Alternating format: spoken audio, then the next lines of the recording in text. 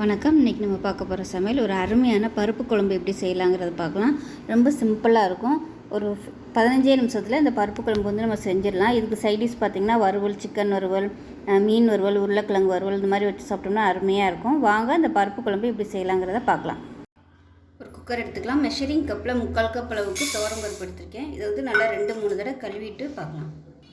இப்போ இதில் தேவையான அளவுக்கு தண்ணி சேர்த்துக்கலாம். 2.5 கப் அளவு தண்ணி சேர்த்துக்கலாம். இப்போ இதில் பொடியாக நறுக்கின தக்காளி சேர்த்துக்கலாம். மீடியம் சைஸாக 2 தக்காளி எடுத்திருக்கேன். நல்லா பொடியாக கட் பண்ணிக்கோங்க, அப்போ தான் கரையும்.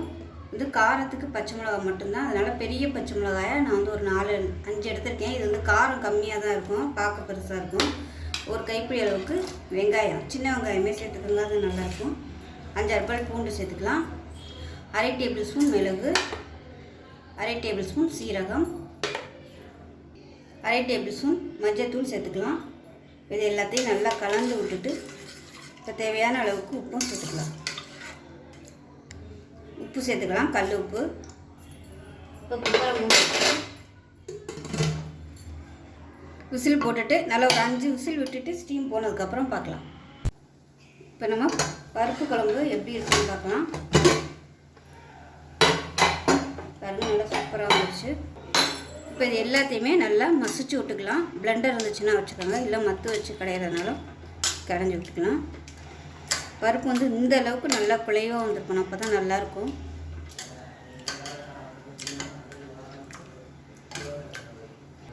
இப்போ நல்லா மசிச்சு விட்டாச்சு. இப்போ வந்து தாளிப்பு கொடுத்துக்கலாம். எண்ணெய் விட்டுக்கலாம்.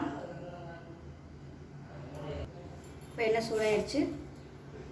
கடுகு, சீரகம், 2 வெந்தயம் சேர்த்துக்கோங்க, 2 வரமிளகா சேர்த்துக்கலாம், கொஞ்சமாக பெருங்காயத்தூள் சேர்த்துக்கலாம், கொத்தமல்லி இலை சேர்த்துக்கலாம்.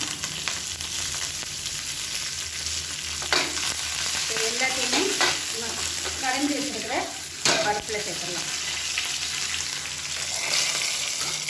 நான் வந்து எக்ஸ்ட்ரா தண்ணியெல்லாம் ஊற்றலை, ஊற்றின தண்ணி தான். 3/4 கப்புக்கு 2.5 கப்பு தண்ணி ஊற்றிருக்கேன். நம்ம சாதத்துக்கு கொடையில் ரொம்ப தண்ணியாக இருந்தால் நல்லா இருக்காது, அதனால் நான் வந்து தண்ணி ரொம்ப ஊற்றலை. இந்த அளவுக்கு இருந்துச்சுன்னா நல்லாயிருக்கும். இதே நான் வந்து சாதாரண எண்ணெயில் தான் தாளிச்சிருக்கேன். நெய் போட்டு தாளிச்சிட்டிங்கன்னா சூப்பராக இருக்கும். அவ்வளோதான், அருமையான பருப்பு குழம்பு ரொம்ப சிம்பிளாக ரெடி ஆயிடுச்சு.